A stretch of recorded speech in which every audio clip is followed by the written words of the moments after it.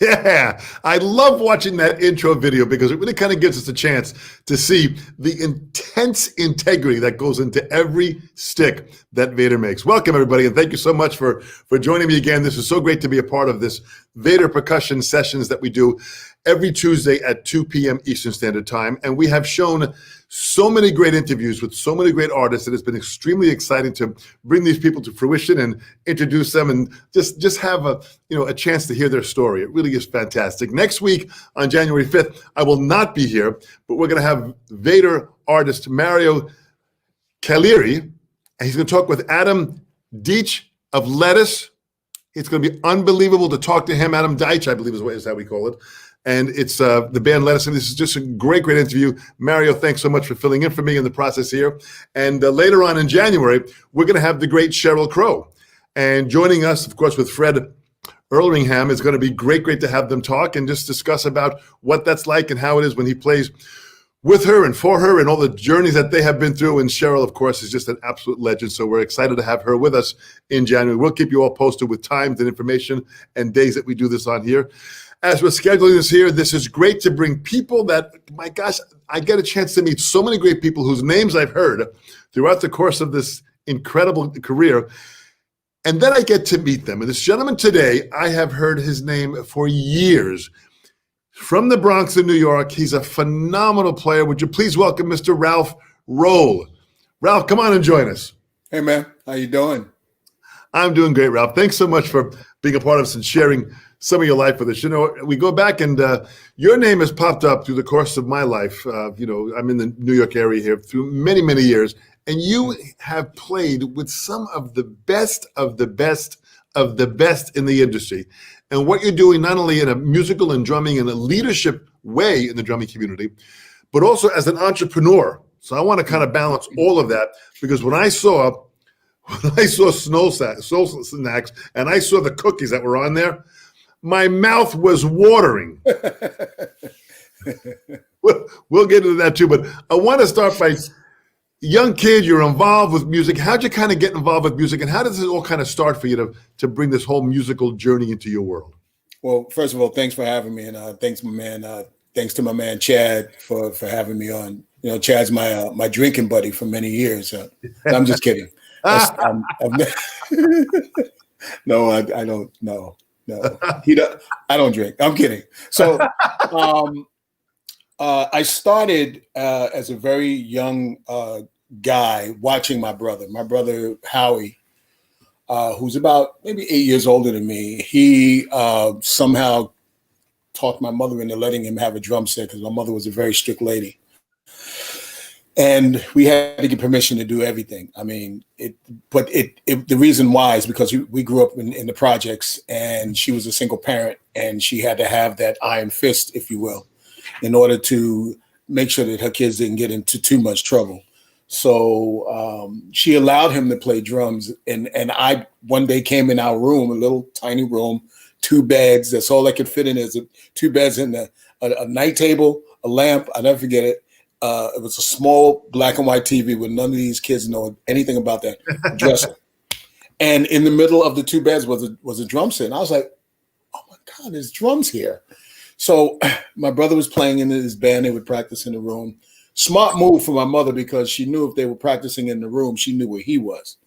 So I would ask him, could I play? Because he was my male model, role model. So anything he did, I did.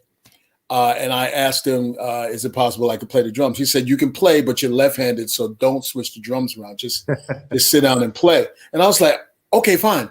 So I would climb up really high, and I would sit there, and I would grab the sticks, and I would lead with my left hand. And the ride cymbal was over here, so I had to reach over. And at the time, my favorite drummer was Ringo Starr. Ringo Starr was like, I saw him on Ed Sullivan Show. I loved Ringo, and still to this day love him, because he looked like he was having so much fun. So I would sit there and go, she loves you, yeah, yeah. I would just play it like, 'cause that's the only song I knew. So I would just play, that groove in anything I would hear. And that's how I got started. I just was following him. He ended up being a mechanical engineer. I followed him for 4 years of that, but then I realized one day in school, I was like, I really looked around the class and I went, what am I doing here? I can't see myself doing this for the rest of my life. So I stopped and continued very seriously with the drums. I was around 16 at the time. I didn't have a drum set, but that's a whole nother story. He got rid of the drums and blah, blah, blah. But I started because of my brother. So a couple of things. First of all, and understand, Ringo is also a natural lefty. Yeah. And he plays a right-handed kid. And what's always interesting is, and I also was very influenced when the Beatles were on the Ed Sullivan Show, and that's kind of what got me started also. When Ringo played, he started his fills with his left hand. Well, it was really kind of interesting. The unique sound that he had was because he was lefty. So yourself too. So you're playing a righty kid. When you kick a ball, do you kick with your right foot or your left foot? It's funny you say that because for a long time I used to love to play with a Frisbee, and I'm naturally left-handed, but I would always throw with my right hand. I don't know what that's about. I don't know where that came from, but that's what I would do. And I think I do kick a ball with my right foot. Interesting. The point is that if you're throwing a Frisbee with your right hand, that means there's elements of ambidexterity in your body that you just naturally were righty or left-handed in what you would do. The other part of it is the fact that you're kicking with your right foot means that your bass drum pedal fell more naturally under how you felt. And because you were lefty, all it was a matter of now was moving the ride cymbal to the left side, and you're playing open-handed like Billy Cobham did. Right. I changed the position of my ride cymbal. It was always on the left-hand side, but I had it kind of positioned over Tom 1 over the kick and between the hi-hat. And one day I saw Rayford Griffin playing. I got called to play with Cameo, and he was the drummer for Cameo, but he was doing a tour with I think it was Philip Bailey and George Duke. And the tour got canceled, so he came back, and he was supposed to be showing me his parts. And he took his ride and he put it over here, and I was like, "Hey, that works so much better." So I moved it over because of Rayford Griffin, watching him. But the ride cymbal thing, I don't know. It just somehow the sonically, and not so much physically. I learned how to play that just from wanting to hear the right sounds, because no one told me that you have to play the drums crosshand. So I just kind of went with it. When you think about it, the cross-handed concept really is a bit archaic. No other instrument teaches you to cross your hands other than dysfunctional drumming at that point, which is what it really was at that point. That's what Cobham called it. He opened it up this way. Cobham, who's a natural writer, he just said it makes more sense to play my hi-hat with my left hand with the freedom you have of your right hand. So and Billy was doing this back in the late 50s. Right. Really kind of right. My brother, again, who's an engineer, very brilliant man, he kind of dissected my style. And he said, your style gives you the ability to have the path of least resistance. Yeah, exactly right. And I went, never thought about it, but you're right. Yeah, it does. So for all you left-handed guys out there, or left-handed players, I should say, go for it for sure. So here it is now. You're playing the kid, 18 years old. You're now you're playing. And is that was your first gig that you had? I think the band was Musique. Yeah. In my building on the first floor, I always give him major props. Was a drummer named Wade Taylor, nickname out in the projects. We used to call him Puggy. Puggy heard me playing one day when I finally got my drum set, because I used to play it every day. And he, very thick kind of James Brown kind of accent. And he called me out the window. Yo, wow, man, you sound like I gotta go up them drums up there, man. You doing your thing. So I mean, in English, that means you sound quite well. I applaud you. So he asked me if I wanted to audition for a group Musique, because the drummer, his name is Tyrone Gauvain, had found another gig and they needed a drummer. So he thought I'd be good for it. So I told him, I said, yeah, man, I'd love to do it. But you got to ask my mother. And he came upstairs and he asked my mother, and because she liked him, if she didn't like him, I wasn't going anywhere. She said, no, he could go to the audition. She didn't know exactly what it was for. And I went to the audition and I got the gig. And it was the first time ever playing professionally, the first time on a plane, the first time out of the country. It was a lot of firsts that had happened at that time. But I got the gig, and I'm glad. Now, had you taken lessons before then? What was your preparation for this? Did you feel prepared? No lessons. Luckily, I had a good ear, and my brother and my sister had an incredible. But actually, both of my sisters, they had great record collections. My brother listened to everything, from rock and roll to jazz to the Last Poets. He was into all different styles of music, and mostly Motown is what I had gravitated towards. So no, I didn't have any lessons at all. My mother couldn't afford lessons, so I learned from listening to records. And luckily, a guy in my neighborhood, Jerry Horde, the Horde family was all in drum corps. And one Sunday, he was out in front of my building. I guess he was waiting for someone, and I heard drumsticks on the fence. And I looked out the window, and it was Jerry. And I said, hey, what's going on? I said, where you going? He says, we're going to drum corps practice. You want to go? I said, you got to ask my mother. So it just so happens that my mother served on the housing board with his mom. So he was safe. So went downstairs, got on the train. Everybody met down on 125th Street. They took the 4 train uptown to the Kingsbridge Armory. And I remember walking in, and there was a guy yelling at the horns. They were in a semicircle. And I'm like, oh, I don't know if I want to be here. And then we went over to the drum section, and there was a lot of drummers of different ages, and they could really play. And at that moment, I was bit. It was done. I was still love drum corps. I learned my rudiments. I took those and applied it to the set, picked up on drummers that really, really influenced me. Billy Cobham absolutely being one of the first that influenced me. Robin Russell, the play with New Birth, was a huge influence on me as well. And I just took that and, started practicing songs and just started growing from there. Boy, it's interesting how someone like Billy, who's a dear friend who I've known for well over 45 years, Billy. He's just a beautiful guy. He lives in Bern, Switzerland, and he's just a great. But he's still dedicated. But it's interesting about how he was heavily deep into drum corps also. Yeah, and that really became the roots of what we did years ago. We did drum corps, and that built our chops up. Right. Who did you march with? I didn't march. Billy had marched with the Sunrisers in Italy.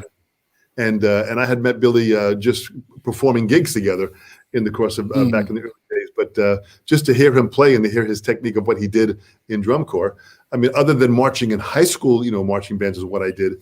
That was a whole nother world. But just having that drum corps influence, and the teachers that I had enforced all the rudimental drum corps stuff that we went through. We went through all the Wilcox and stuff and all these drum corps books that were that's what you guys were doing naturally.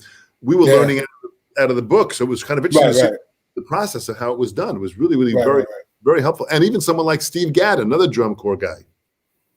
Yes. Big drum corps guy. He marched up, I believe he marched upstate New York. One of my, again, the guys of our age, we had certain influences that just changed the way that we thought about application. And Steve was definitely one of those guys. He came, it all came, we were the fortunate generation to grow up with so many different music styles that if we were smart enough, we would try to play all of it, and all of it would come out in good ways if you latched onto it, and that's what Steve Gadd did for me. When I started to learn his history, and I was blown away. I was like, dude, this guy is like, and he's so smooth. He's just smooth. He's got that drum and pimp stuff, man. And he's like a drum and pimp, man. He's so cool, him and Bernard Purdie, they just got this smooth thing about them that I love. And Cobham, what I loved about Cobham, my very first record that I ever purchased was a Robin Russell record, and my second record was a Billy Cobham record, which was Total Eclipse. The first was New Birth Birthday. And when I listened to Robin, and I listened to Billy, and then I listened to Gad, and then I listened to Danny Sarafin, I started to get all of these, like, what I would call them as canvases of playing that I'm like, I like all of this. I mean, I like it all. It's just, Peter Erskine and Harvey Mason. I'm just like, I'm loving all of this stuff. And then I discovered Buddy Williams. Oh my goodness. How great, right? A great player. Buddy's that dude, man. He really is. Buddy is he's amazing. Buddy is an amazing player because, like Gad and like Purdy, he has figured out how to play across the spectrum of so many different music styles and do it kind of seamlessly and makes it all sound good. That I started turning over records, and we all did, and we're reading it, and I'm going, who is Buddy Williams? Because I'm seeing this guy on every. I'm got Buddy turning over the record. Buddy Williams, jazz record. Buddy Williams, R&B record. Buddy Williams. Like, who's Buddy Williams? I want to know him. And there was one other guy, Aaron Schwartzberg, I believe his name is. Schwartzberg was on a lot of records too. So I was getting all of these influences from so many places. And again, no teacher, so I was just listening to them. Well, it was a different time years ago, and I think it's an important thing to kind of bring up the fact that, first of all, on the radio, we had such a variety of music that was played on just regular radio. You could turn it on, and you'd hear Motown, you'd hear pop, you'd hear Beatles, you'd hear Chicago, you'd hear Blood, Sweat, and Tears. I mean, it was just so many, Earth, Wind, and Fire. You hear Stevie Wonder. It was just so much influence coming from all different types of music. It was a very different world, and on the albums that we bought had all the information of who was playing what. I miss that in today's music. Yeah. Here's one great thing here. Just a quick little segue. My daughter, who is now 18 years old, she recently started getting into vinyl, but more about the art of the covers. And for Christmas, I bought her a turntable. What a great thing to watch her, like, just open herself up. And believe it or not, her favorite artist right now is Johnny Nash. Oh, she just listens to Johnny Nash. She'll flip the record over. And then we were just shopping for some other things, and we went through the record. She was getting something for her best friend, Marissa.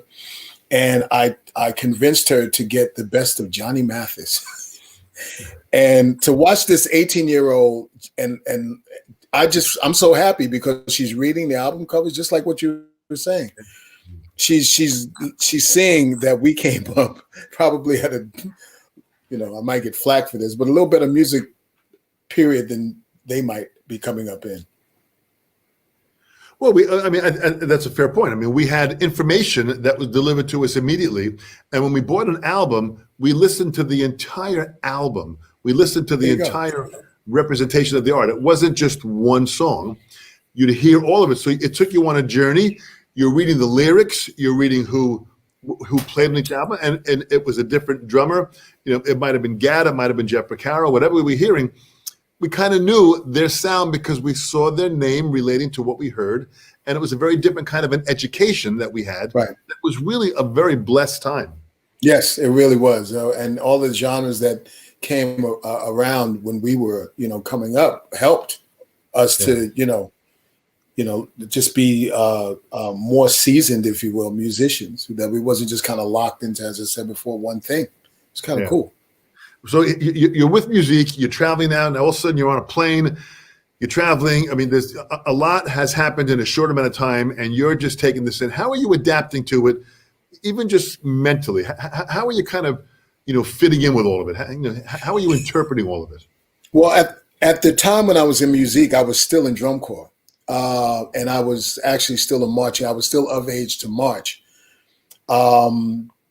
But I was excited about the experience of actually, playing an instrument for lots of people, and then someone actually pays you. It wasn't a lot of money, but that wasn't what for me, that had nothing to do with it at all. It had nothing to do with how much money. I still lived at home with my mother, so I was a lucky guy. It was more about the experience and the just the knowledge of what came along with being a musician. I didn't even consider myself a professional musician back then in the beginning. I was just trying to get a gig and keep a gig and continue playing and get my name out there. As you know, this is long before social media and computers and phones and things of that sort. So somebody had to pass your name along. So you needed to have all the right attributes, at the time. So I was excited. My mother was not so excited because she came from an era of you need a job, and you being a drummer is not a job. That's just something you do. And I kept telling her, I said, no, this is a career. I don't want to be an engineer. I don't want to go to Pratt Institute. I don't want to do I want to play drums. And she wasn't very happy about it. But, over time, I think she saw my passion for it. So she kind of got on board. My older sister, Yvette, she was very supportive, and she was an artist. So she was very supportive of the forward motion. She helped out a lot. My sister Yvonne, she was if you have a political name in the family, my sister was almost like I would say Desmond Tutu, because she was always negotiating with my mother to get me in things or out of trouble. Mom, he didn't mean it, Mom. He didn't. No, Mom. And she would, so my sister Yvonne was very cool with that. Yeah. So, but it was an experience. I learned a lot from it. It was a transition as to what I wanted to do, where I wanted to go, and how I wanted to get there, and what it took. Yeah. Yeah. So these are skills that first of all, from your upbringing, those disciplines and that integrity is already kind of embedded in you. But now you're starting to fine tune them, because after music now, you start taking off and you start playing with a wide variety of other people, and you're starting to make connections that is really building this incredible career. Yeah, well, what happened is, going back to the drum corps years, I was fortunate to be under the instruction of two amazing people. One of them is a guy named Bobby Craig, who has taught a lot of drummers, who are very lucky to have his tutelage. And another one was a guy named Ricky Mangum. Ricky Mangum, great drummer, used to drum with the Brassmen. He went to Skyliners for a second, but Ricky became my big brother. I used to go to his house.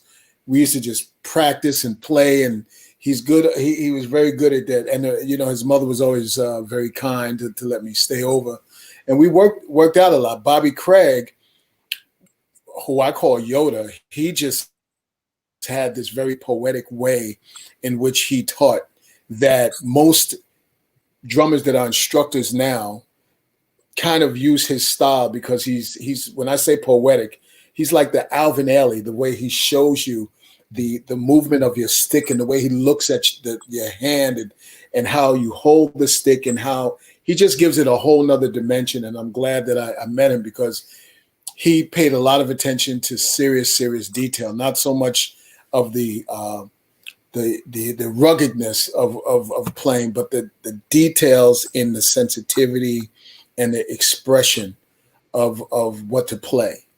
And that I took with me, and moving forward to get other gigs that, and again, I got to go back to listening to all of these records. I was listening to what the masters were doing. I was paying attention to the types of sensitivities that they were using, as I call it, a canvas. Their stroke on that canvas for the music was always something that was like, oh my goodness, this is amazing. I want to play like that. Well, it's very interesting. We have people that are listening and tuning into us from Mexico, from Ireland, from all throughout the U.S., from all different countries in Europe, and it's amazing. And you mentioned a name like Alvin Ailey. And I want people to understand, Alvin Ailey was a great great dancer himself, but a great instructor, and started the Alvin Ailey Dance School, which has gone on to continue at this profound way of teaching dance, which was about movement and expression. Right. So what you're talking about now, and by making that comparison, just shows the amount of depth that you were researching in the same thing, in movement and expression. This is fantastic. Well, again, my mother was strict, so I had a lot of time at home. So if I would, she would let me go to the library, and this is the library was that place where the universe opened up, not like the computer like you have now, which is a whole nother thing. But I would go down to Lincoln Center Library, and from being under Bobby Craig, when we would go out to the Falcon Cadets in Elizabeth, New Jersey, we would stay at his house, and he would play these orchestral pieces, and he would have the score. And he just said, follow along if you can. And, we didn't know what we were following. We were just counting.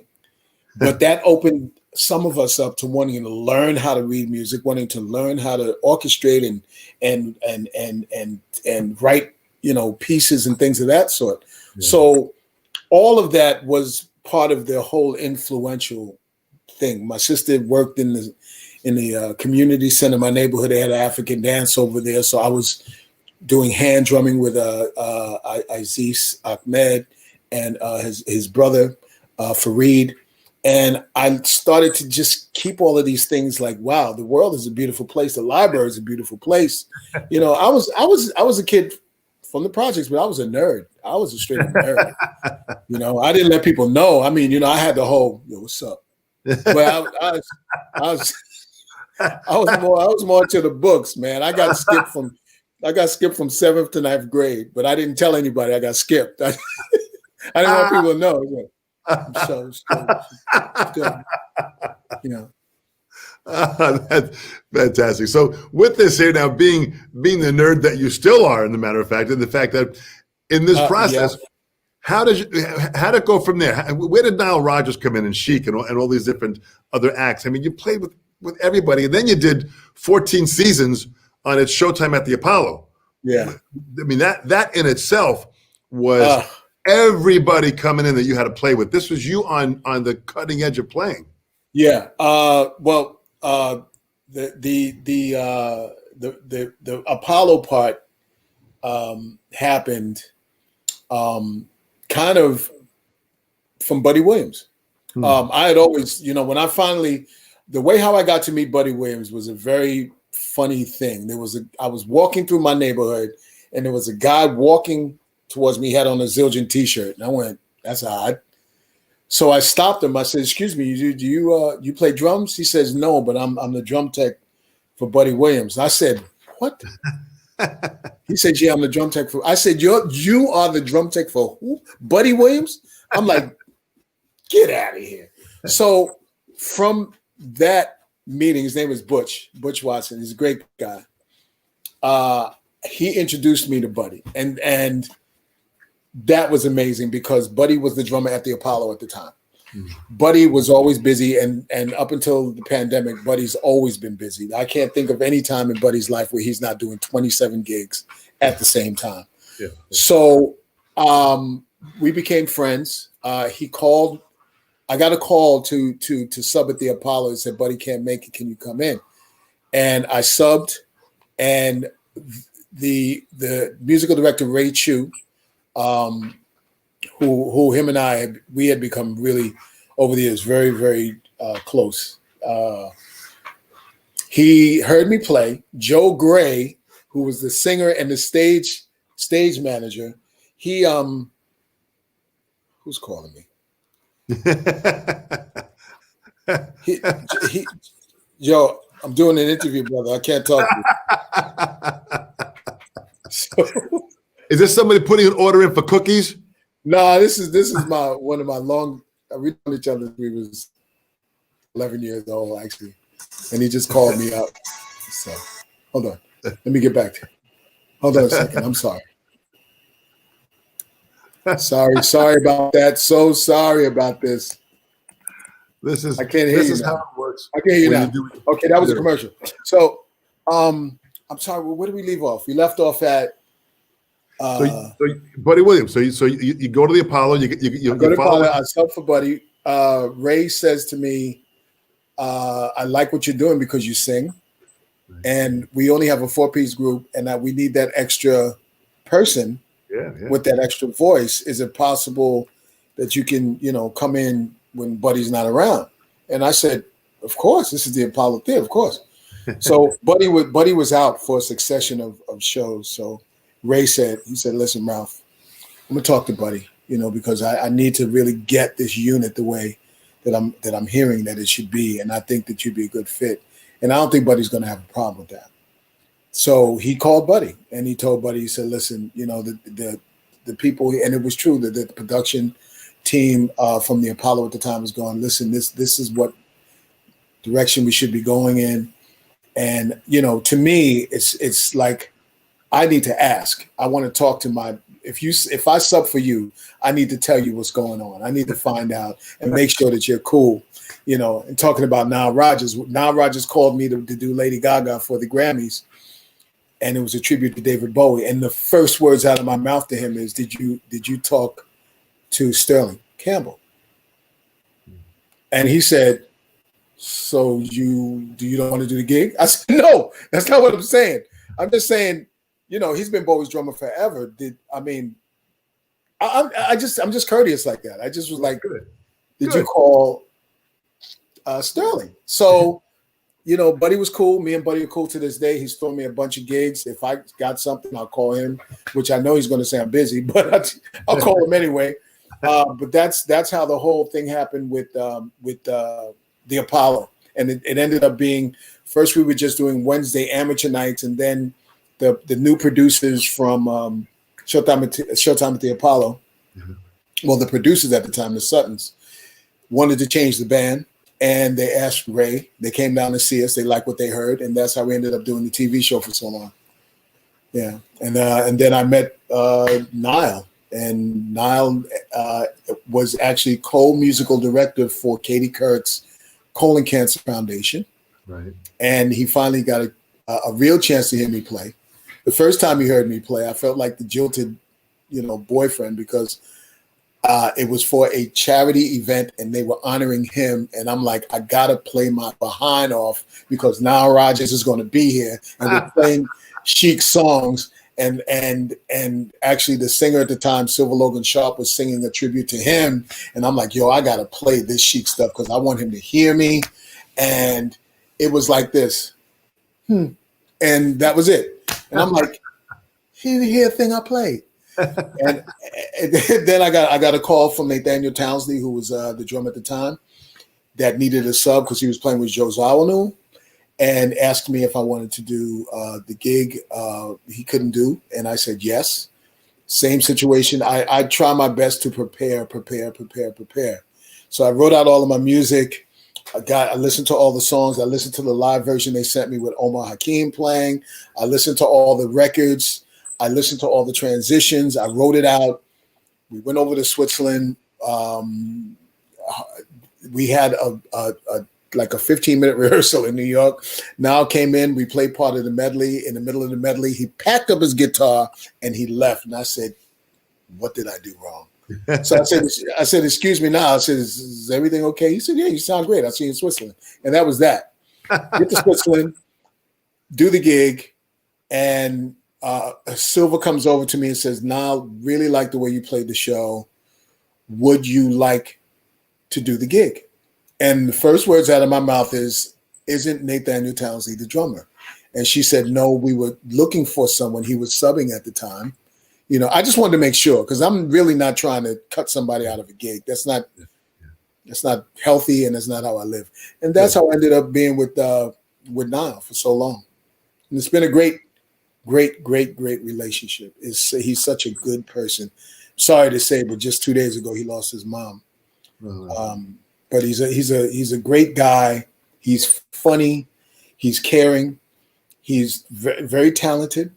He understands the band concept as far as the band shares the band. He's always trying to include us in different, events and things that he can.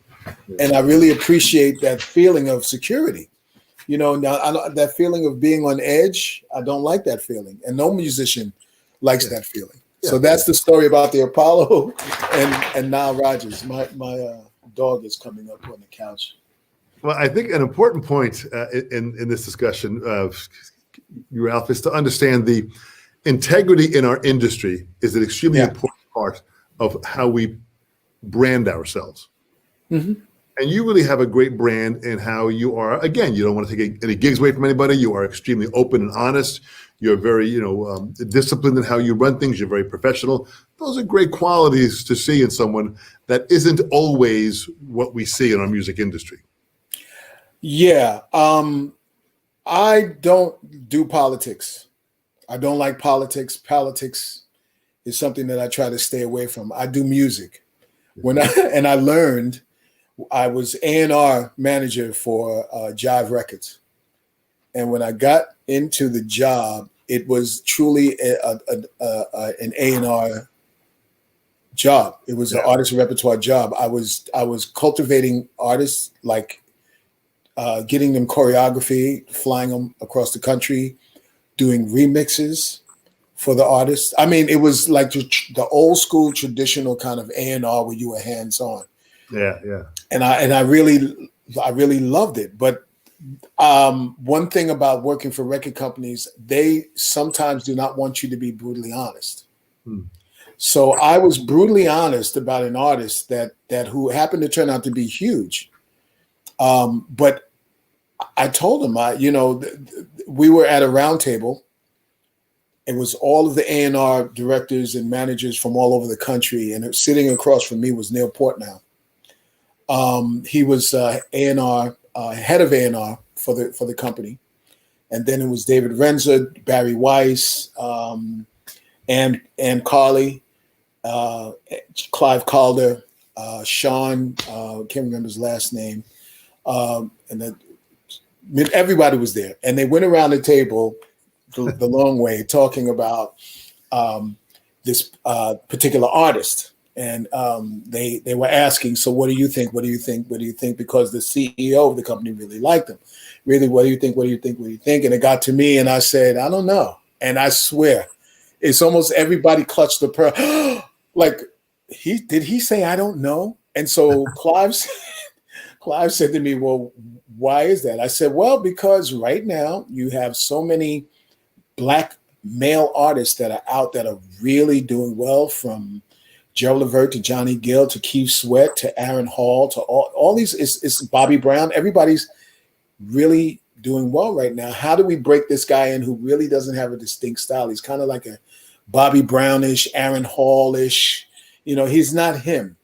So he sat there and he looked at me and he said, well, what do you think? I said, well, what I think is that he needs a really good programmer to learn his way around the studio. And if we pick a good studio for him and get a really good engineer to kind of help him expose his sounds, and maybe even work with Teddy Riley because he's on the label, that might be good.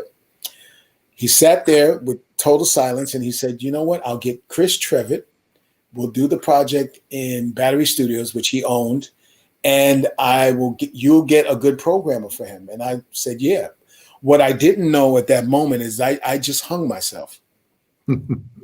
I didn't realize that. I didn't realize that I just politically hung myself, because that comment should have come from my boss. I should have ran it by her, which she would have ran it by her boss. And then they would have said, either they say it or not say it at all. I had no clue. So so not too long after that, I was working with High Five and we're doing well. I got fired. They let me go. And they said that I was going against the grain of the company. And I really didn't know what that meant, but I was very hurt because no one likes to get fired. But I realized something about politics. Yeah. They suck. And I need to get my behind back out there, on the playing scene and play with musicians who have more of a family, kind of gypsy vibe than this thing. Because that was not, that energy was just not right to me. So that's why I don't like politics. What a great lesson to learn, which is what our life is about. But so many things are very interesting. I mean, let's go back to the playing end of it, because you are able to play so funky and in the pocket without overplaying and make it feel good. And then on top of that, you can sing on top of that. So how do you, question number one is, how do you create that feel where it just remains in the pocket and funky without having to play anything extra that is needed? That's question number one. And question number two is, how the hell are you able to sing so great while you're doing that? Okay. So first of all, thank you. And there is a blend of different drummers that made that all possible to do. And there's some names that you don't know. Like, for example, one of those people, as far as the funky drumming, is a guy in my neighborhood named Ricky Williams. Ricky Williams I talk about him in my master classes because I was a very young kid. Ricky lived up on the 10th floor in 1440. Was he blind? Yes. And I would go to his house, and I was the only person that he would let come in to watch him play. And I would stand behind Ricky. Ricky is about 6'5", lives down in Florida now. And I would stand behind him and kind of peek over him while he was playing and just kind of watch his hands and listen to his sound. And I would put my hands on his shoulders because I wanted to feel what he was feeling and try to hear what he was hearing. And I would close my eyes and try to get all of that, whatever he was getting, because Ricky is a funky drummer. Then just learning that helped me to get gigs. And he always used to say, it was the second band I ever was in, was his band. And he would always say, keep it in the pocket, keep it in. And I had no clue what that meant. I'm like, I don't know what keep it in the pocket means. So Tommy Green was a drummer next door. And I said, Tommy, what is keep it in the pocket? He said, you got to keep it in the groove like this. You got to keep it on you got to get that 2 and 4. That's the pocket. Once you get that pocket going, your pocket's going to be good. You're going to get that there. If you get a pocket, you're going to work for the rest of your life. Just trust me, man. You got that pocket. That's 2 and 4. And I went, oh, yeah, the pocket is just a 2 and 4 groove. And then I, outside of the drummers we know, and then I went to a place called The Cellar. And I heard this guy that twisted my mind completely around named Bernard Davis.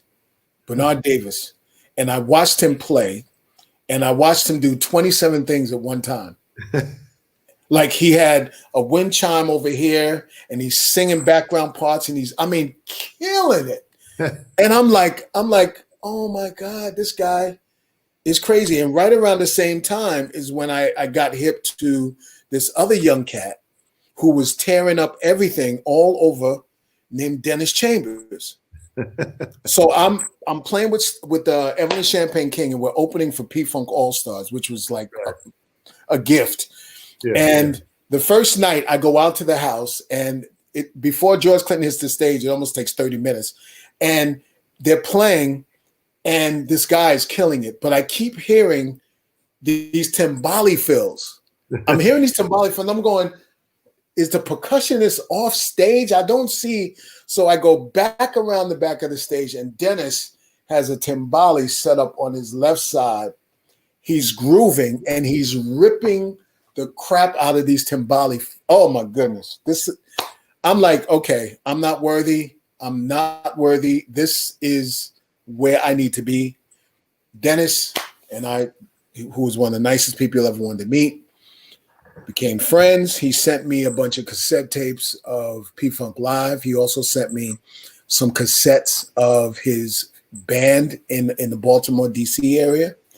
And I think I played those tapes till they popped. But what I learned from all three of those canvases was how to keep that nice groove, get the blend between your kick, snare, and hi-hat. You don't have to, go crazy when it comes to until it's time, but keep that pocket. So, because you're the cop on the block. You're the one that's got to control things. You got to keep it right. And that's how I learned all of that. Well, it's kind of interesting because, in having the influences that you've had and names of people who I had never heard of before, which is so great to be able to at least open our minds that there were artists that are out there that are unknown that have had great influence on so many great players. That is just so powerful that they are truly unsung heroes. They are. I mean, I talk about Ricky Williams all the time, and the reason why I talk about him in my master classes the way I do is because first and foremost, Ricky never saw himself as being blind. Ricky was a freaking maniac. You know, he played all the games outside with everyone. Ricky, like I said, he lived on the 10th floor. This is the truth. I would leave, we would talk and, you know, play and laugh and everything. I love making him laugh because he's got this huge laugh. So Ricky would walk me to the elevator and say, all right, man, I'll talk to you later. And I'd get on the elevator. And by the time I got to the first floor, Ricky was opening the elevator door because he would run down the stairs, not two at a time, sometimes three. I seen him do it. I'm surprised he never broke an ankle doing it.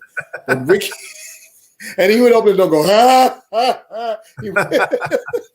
So we're still really close friends to this day. I love Ricky Williams a lot. He's a great, great guy, great organist. That's his main instrument. Plays everything, runs Logic at his house by himself. Wow. Yeah, he's an amazing guy. Pretty powerful. You know, you talk about playing in the pocket and playing in the groove. You use the Vater model, the West Side stick. What is that? Is that what feels best in your hand? Okay, so for a very long time, I was trying to find a stick that worked, like every drummer. You're trying to find that what stick works, and I've never been someone to just kind of follow the pack. You know, everybody at the time was playing Pro Marks and things of that sort. And then I came across these sticks many years ago called, it was Vater. I was like, wow, Vater. And they felt great. And then I found a model that was working for me for a very long time called Manhattans. Manhattans. I'm looking for a stick that gives you not only a great sound on the drums, but a great sound on your cymbals, in all, you know, whatever you're playing. So you're not worrying about getting the right feel or approach because your stick isn't giving you what you want. And Manhattans for a long time, I think almost the entire time up until the last few seasons on Showtime at the Apollo, I used Manhattans, and the musical director, Ray, he came to me and said, let me see a stick. Ray's a drummer. Before he became a keyboard player, he was a drummer. He played my sticks. He said, I want you to try to switch to something that's a little meatier. I'm looking for something a little meatier. Now, he's the musical director. I can't turn to him and go, so, yo, man, well, this is my sound. No, it has music as a performance has nothing to do with me. Yeah.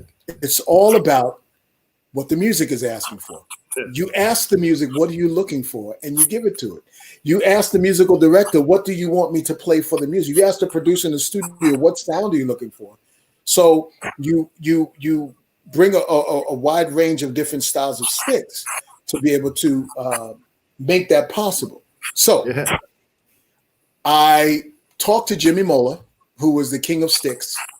Jimmy Mola's longtime friend. I've done voiceovers with him at different companies. Jimmy Mola is not only a great drummer, but he's a maniac of a person. I love him.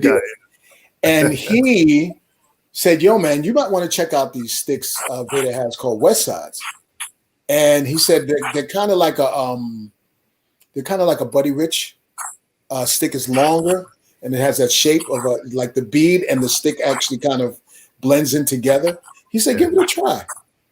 And the second I got him, I'm like, yo, these things are like, these things are crack. These things are great. They feel good. They're a little bit longer. So to get around the kit the way that I like to get around the kit, you don't have to push the stick. The stick kind of flows with you.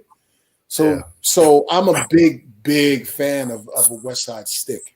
You know, a lot of drummers that I let, like they'll hear me and go, what are you playing? And I'll show them the West Sides. And they go, wow, these are a little long. I'm like, yeah, but you don't have to work hard with these. They give you what they want on the cymbals. They give you the blend all across. They give you a great hi-hat sound. My thing is, if I'm playing a groove, the sound between the hi-hat, the snare, and the kick has to have this cross-section of sound. A lot of times when I'm teaching, what I have found is drummers are so consumed with snare and kick that they forget that hi-hat is essential to groove. And I talked to him about get that blend in sound and in feeling on the hi-hat, and it will change your life and your work forever. Yeah. So that's the West Sides. They kill for me. I love the West Sides. You know what I'm impressed with is when I teach, I've been teaching for many, many years. I've got my own personal 5 Ps that I use. And I've been using them for years and years and years. And then again, through Jimmy Mola, who is, listen, he's a great drummer. He's a great musician. He's a great guy. He really is. I want you to talk about your 5 Ps. Okay. Passion, power, placement, performance, and purity. I latched onto those a long, long time ago to try to give me a direction as to how I was thinking and how passion, power, placement, performance, and purity applied to those things. And as you know, passion is why we became musicians. It's not, you don't become a musician because you think you're going to get rich. You become a musician because you want to play music. And if you happen to make some money doing it, then that's cool. But being a musician is a very passionate place to be. It's the reason why you listen to other musicians play. It's the reason why we go to concerts to hear out some of our favorite people, because of the passion of what they're doing, and we want to learn more. And we get up early in the morning and we'll practice before we have things to do, and we'll practice before we go to bed. That's all passion. Passion is very important to any musician's forward motion. Power, the way how I interpret power is not being physically strong. Power is about having the ability to give the music what it's asking for without going too far or not far enough. Like when the things start to get excited, as the drummer, you always have to make 100% sure that you are controlling everything around you. And that takes power, because you can get lost in it and it will go way far away, but you got to be able to, nope, I'm the cop on the block here. I got to be powerful enough to, play. Placement is all about making sure that everything that you're doing has the proper placement, because if people are following you, then you have to be able to give them something to stand on, because you're the foundation.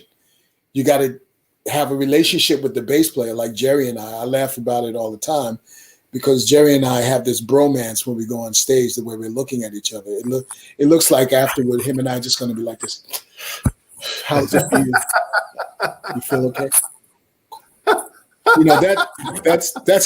That's how me and Jerry are all the time.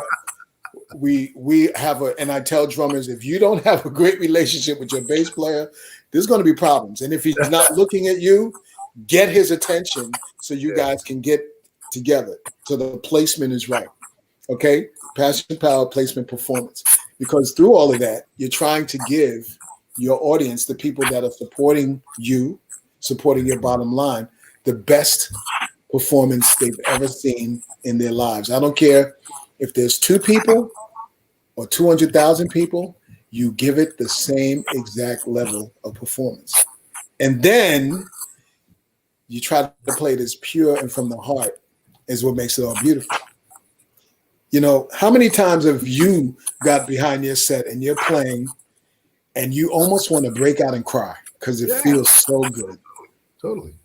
I there's not a singer or a musician that I have met that hasn't had that feeling. Sometimes when we're on stage with Nile, Jerry and I will just be, it's like I actually say to him, dude, I love you, man. And it's just that brotherhood of where we're going, and watching the people and that whole cycle of energy that we talk about, where it starts on stage and it goes out into the audience and then it comes back on stage, and you get to the point where you don't know the difference between the audience and the stage, because it's all one big, beautiful, love fest going on. And that's passion, power, placement, performance, and purity at its best. So that's what I teach in my master classes. When I go out, I'm not going out there doing fancy stuff. That's not what I'm doing. I'm trying to get people to connect more with their instrument from a very personal standpoint. And that's why I always talk about the canvas, because painting is very, very personal. And you're always trying to get the blend. And if you have a paintbrush and I have a paintbrush and we're both standing up there, we want to paint something great together. So when we stand back and look at it, we go, that's what I'm talking about. Oh, all right. Okay, we're good. That's important to me. Playing has never been about me ever. It's always about the music. Always. Boy, that's beautiful, Ralph. You know, it's interesting. You talk about just this incredible, you know, these 5 Ps. We have some people that have joined us from Italy and is listening. And another P for me is pleasure, because when I see Soul Snacks and I see pictures of these freaking cookies and stuff, that gives me great pleasure. Just before we close out, just talk a little bit about Soul Snacks and how the hell this all came about. Okay, so coming up, I was kind of a quiet kid. As I told you, I was a nerd, and my mother always stressed education. So I didn't have, in my neighborhood, coming up in the projects, most guys had cool. They had the, you know, now they call it swag, but back then you just had to be cool. There was, you know, you see a girl, they'd be like, hey, what's up? How you doing? What's your name? Where you from? Man, I swear I wish I was your shoes, because you could just walk on me, baby. I didn't have that. You know, I was kind of like, hey, you know, so I learned how to bake from watching my grandmother and my mother. And my cool was, if I saw a girl that I liked or whatever, I started talking to her, I would actually bake something and I would give it to her. She'd go, oh, that's so sweet. Oh my God, thank you. And I was like, I got you. So that's how the whole cookie thing came about. It's just seeing the reaction. You like music, seeing the reaction that people get when they sample it. And my girlfriend moved in, and my production company, this was after my mother passed away, we were working in my house. And one day I went in the kitchen while we was producing. I whipped up some cookies real quick, and I brought them in the back room, and they both looked at me. Armando Colon and Gerard Harmon, who are my brothers for life, they looked at me like, yo, what's up with these cookies, dude? Like, what's good? Like, why are you making cookies? And I'm like, because I like to make cookies. It's like, you all right? I'm like, what do you mean am I all right? Yeah, I'm all right. So they tried the cookies. They was like, hey, yo, these are good. Okay, so you need to make these again. And then my girlfriend and I decided to give out cookies for the holidays. It was 36 friends. We couldn't afford to give out gifts. So we made cookies for everybody. And many people said, you need to sell them. And that's how I started the Soul Snacks cookie company. And now one of our biggest clients is JP Morgan Chase. And we bake for one of the biggest caterers in New York City, which is Great Performances. And we've come a long way, a lot of ups and downs, but I have a big factory now where we bake cookies, and I'm in the midst of beginning the talks on a new deal in the beginning of the year. And I'll get back to that, but I think from what I'm hearing, it's going to be extremely promising. So anyone out there who has any dreams, do not walk away from them. Always follow your passions, follow your dreams, because they will come true. I mean, we sell a lot of cookies, and then if you want to order, just go to eatsoulsnacks.com. Have a restaurant too. So we have the website now up on the screen. And oh, there it is. eatsoulsnacks.com. This is so great. What a great story. Ralph, you really are inspirational on so many different levels, you know, and the fact that you have allowed perseverance and persistence to be a part of your life, that you just don't give up. You don't use the word can't. You are extremely positive and motivational. The fact that you see something, you stay focused on it, you go for it, and you go back to the roots of your family, which is great upbringing, great discipline, great values, great core values that is guiding you still to this day in the success of not only all that you've done in the music industry, but what you're doing now in the snack industry. This is incredible. Thank you very much, Dom. I really appreciate that. And I tell everyone, do not talk yourself out of doing something great. Do not talk yourself out of it. You don't want to look back and say, what if? Success is not how much money you make. It's in finishing the thought. Finish the thought. Be the greatest that you can. Finish the thought. That's extremely important. Great words to finish by. Ralph, I thank you so much on behalf of Vader Percussion. You have been a joy to talk to. You are the last interview we have now before the year 2021. So this is a great way to go out on such an uplifting and positive note. We thank you so much. Thank you. And thank you, Chad. I'll see you at the drinking hole, man. Thank you, Ralph. Great to meet you. Thank you, Dom. Nice meeting you. Fantastic. These interviews are just so great for me. I get a chance to meet these incredible artists. Ralph is such a genuine person, and he just brings great joy. So check out his website. Check out eatsoulsnacks.com. Check out all this here. Support him, be involved with it, and whet your appetite with some of those great snacks. It's absolutely delicious. Next week on January 5th at 2 p.m., we're going to have again Adam Deitch, is going to be interviewed. He's from the band Lettuce, by Mario Calere, who's a phenomenal Vader artist himself. So you'll have a chance to kind of hear them do their thing, and I'm going to make sure I tune into it also. And in January, we're going to have Sheryl Crow. This is going to be so huge. My gosh, with and Fred, the drummer. This is so great to have her join us and talk about what it takes to be that level of an artist, to have the vision that she has and build the career that she has. Fred's back there grooving along the way for her. This will be a great conversation. We'll let you know what date it will be, and we'll have some great fun doing it. I want to wish you all the happiest and healthiest new year. I hope your holidays were great for you.